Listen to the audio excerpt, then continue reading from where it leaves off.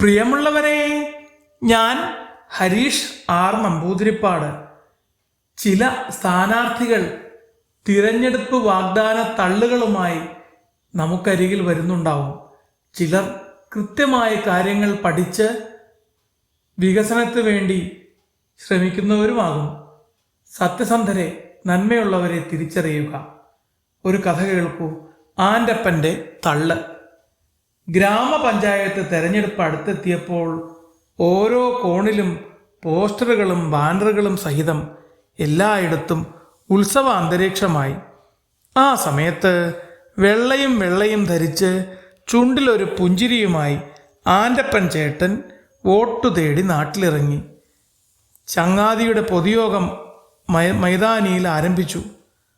പ്രായമായ കുറച്ചുപേർ മാത്രമുണ്ട് കാണികളായി.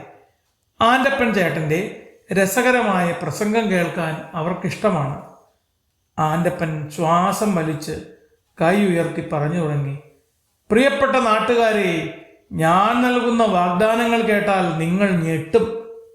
ഞാൻ ജയിച്ചാൽ നമ്മുടെ പുഴയിലൂടെ തേനും പാലും ഒഴുക്കും.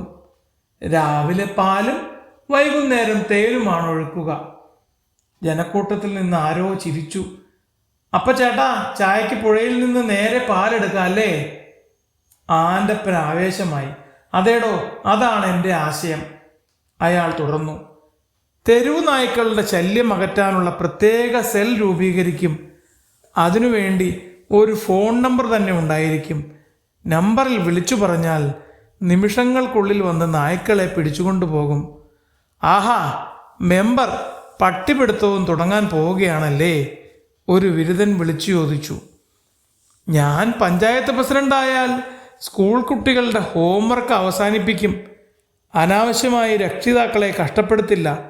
സ്കൂളിൽ ദിവസവും ഐസ്ക്രീമും കിട്ടും. ആൻ്റപ്പൻ്റെ തള്ളുകേട്ട് ആളുകൾ ഓടിക്കൂടി. നമ്മുടെ നാട്ടിൽ ഏറ്റവും കൂടുതലുള്ളത് റോഡിലെ കുഴികളല്ലേ? അവയെ ടൂറിസ്റ്റ് സ്പോട്ടാക്കി വരുമാനമുണ്ടാക്കും. ഗട്ടറിൽ ഒരു ചൂണ്ട പദ്ധതി തയ്യാറാക്കി വരുന്നു. മഴ കൂടുതലായാൽ വീടുകൾക്ക് മുന്നിൽ സൗജന്യ ബോട്ടുകൾ, സൗജന്യ കുടകൾ. മഴ കുറഞ്ഞാൽ കൃത്രിമ മഴ പെയ്യിക്കും. നമ്മുടെ ഗ്രാമത്തിൽ എല്ലായിടത്തും സൗജന്യ വൈഫൈ ഏർപ്പെടുത്തും.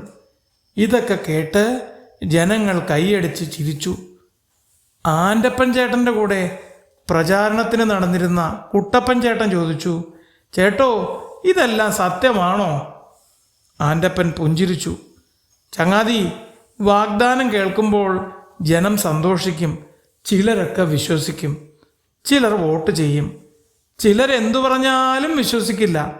അപ്പോൾ പരമാവധി ആളുകളെ രസിപ്പിക്കുന്ന രീതിയിൽ സംസാരിക്കുക. അതാണ് എൻ്റെ രീതി. ബാക്കിയൊക്കെ തെരഞ്ഞെടുപ്പ് കഴിയുമ്പോൾ അറിയാം. ആൻ്റപ്പൻ ചിരിച്ചുകൊണ്ട് പറഞ്ഞു. കുട്ടപ്പൻ തലയാട്ടി.